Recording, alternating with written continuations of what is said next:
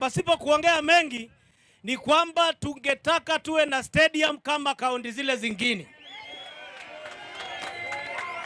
Na nyinyi mnajua vizuri tulitengewa hela na national government ya kutengeneza stadium yetu ambao vijana wa bodaboda na Romeo na wengine mlikuwa mnaandamana.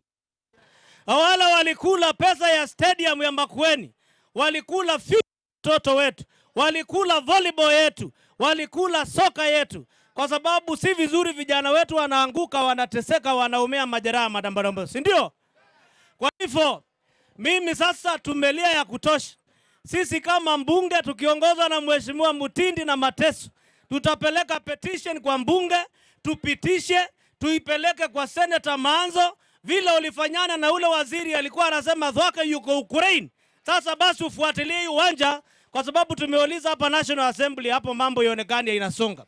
Kwa hivyo tukirudi, jambo la kwanza, utumande mbeza zitu, alama ye, nataka kuwata tita mebutu mimbeza, siya stadium ya inengwa mundungi, atuwaki enoka nandu maitu weze kudha ni maende ya ikuwaneza.